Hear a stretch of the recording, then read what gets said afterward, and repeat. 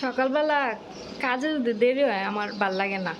এই যে প্রতিদিন অনেক সকালে 6:30টার সময় নাস্তা করে তারপরে আমি আমার কাজগুলো শেষ করি। এই টাইমে আমি রুমে থাকি, আর আজকে এই টাইমে আমি বাইরে দিয়ে ঘুরতেছি, কারণ ম্যাডামে বাইরে গেছে মাথা আমি পরোটা কিনতে নিয়ে আসবো, তারপরে ওদেরকে নাস্তা দিব, ওরা নাস্তা খাইবো, তারপরে ওগুলা ধুইয়া তারপরে নাস্তা করবো কইরা আজকে জিরানোরও সময় পাবো না। আজকে তারপরে আবার দুপুরে রান্না বান্না করার জন্য চলে আসতে হবে।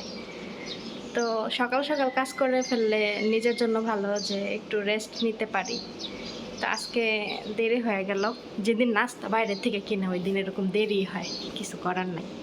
তো আমি ওই যে ওদের দরজার সামনে, এখানে আমার রুম সামনে, এখানে বসে রইছি। চাল আর মাছ ভিজায় রেখে আসলাম। আজকে একটু মাছ ভর্তা বানাই খামো, একটু না মাছ ভাইজা, তারপরে পেঁয়াজ, তারপরে শুকনো মরিচ কিংবা কাঁচা মরিচ যদি হাতে ডইলা ভর্তা বানায় অনেক মজা লাগে। তো আজকে একটু ভর্তা বানাবো, যেহেতু আজকে বেশি মাছ রান্না করবো, ওইখান থেকে অর্ধেক না কয়েক পিস নিয়ে ভর্তা বানাই খামো।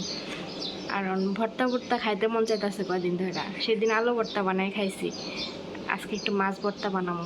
এই ঝোল ওদের মতো এরকম টমেটো দিয়া লেবু দিয়া টক টক তরকারি সবসময় খাইতে ভালো লাগে না। তো আর কি, আজকে একটু বাইরে রোদ উঠতেছে। প্রতিদিন আকাশ একদম মেঘলা মেঘলা থাকে, কিন্তু বৃষ্টি নামে না। কয়েকদিন আগে একটু সিটা বৃষ্টি নামলো, এরপরে আর কোনো বৃষ্টির পাত্তা পাইলাম না। তো যাই হোক, ব্লগটা আজকে সকাল থেকে আপনাদের সাথে কি করলাম একটু শেয়ার করলাম।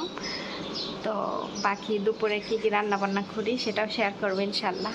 আশা করি সবাই এইভাবে আমাকে সাপোর্ট করবেন, এভাবে ভালোবাসা দিবেন। যারা যারা শুরুর থেকে এই পর্যন্ত আমার পাশে আছেন, আমাকে সাপোর্ট করে এই পর্যন্ত নিয়ে আসছেন, তাদেরকে আমার পক্ষ থেকে অনেক অনেক ভালোবাসা। ধন্যবাদ দিব না, এবার ভালোবাসা তাদেরকে, কারণ তারা আমার ভিডিও সব সময় দেখে। আমি ভিডিও পোস্ট করার সাথে সাথেই তারা আমার ভিডিও দেখে। অনেকে অনেক সুন্দর করে কমেন্ট করে। আমার ভিডিওতে আসলে পজিটিভ কমেন্টই বেশি আসে, নেগেটিভ কমেন্ট খুব কম আসে। তো আমি আসলে আমি নেগেটিভ ওরকম কিছু করিও না যে আমার মানুষ নেগেটিভ কমেন্ট করবে। আমি যাই করি পজিটিভ, ঠিক আছে। তো যে কোনো একটা প্ল্যাটফর্মে কাজ করতে গেলে সবচেয়ে বেশি মূল্যবান হচ্ছে নিজের প্রেজেন্টেশন। তো আমি যদি আমার প্রেজেন্টেশন যদি আমি সুশীলভাবে করি, তাহলে আমাকে এখানে নেগেটিভ কমেন্ট করার মতো কোনো নাই, তাই না? আর যদি আমার প্রেজেন্টেশন যদি নেগেটিভ থাকে, তাহলে অবশ্যই আমাকে পাবলিকে নেগেটিভ কমেন্ট করবে।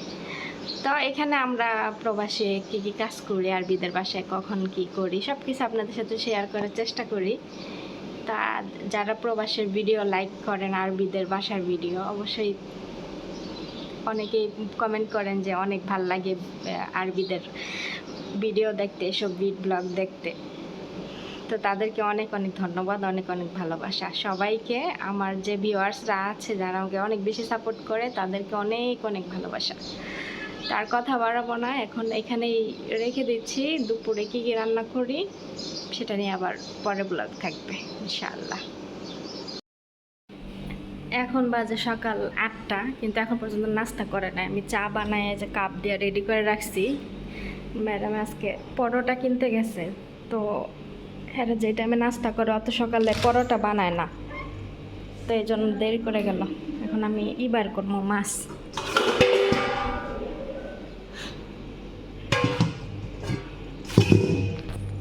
কালকে মাছ আনছে, 2 পুটলা রান্না করতে বলতেছে। ম্যাডামের জামাইয়ের পেটে আজকে কুমির ঢুকছে, বুঝছেন? লেগে আজকে 2 পুটলা মাছ রান্না করতে বলতেছে, আর ভাতও রান্না করতে বলছে বেশি করে।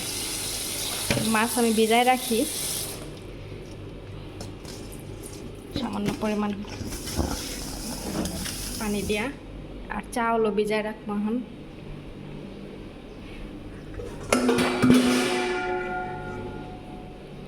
আল্লাহ, কালকে দুপুরে ভাত খাই নাই, মনে হইতাছে যে কত বছর ধরে ভাত খাই না।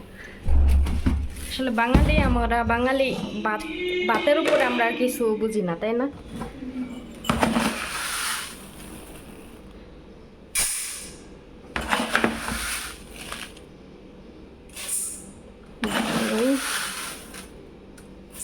তিন, চার, পাঁচ, সাড়ে পাঁচ দিলাম। আজকে চাল বেশি করে দিতে বললো, এর জন্য বেশি করে দিলাম। এখন এটাকে ধুইয়া ভিজায় রাখবো। আমি এইভাবে বাসমতি চাল ভিজায় রাখি, কারণ ভিজায় রাখলে না রান্না করতে সুবিধা হয়, তাড়াতাড়ি হয়ে যায়, এই জন্য ভিজায় রাখি। বাইরে দেখেন হালকা হালকা রোদ উঠছে।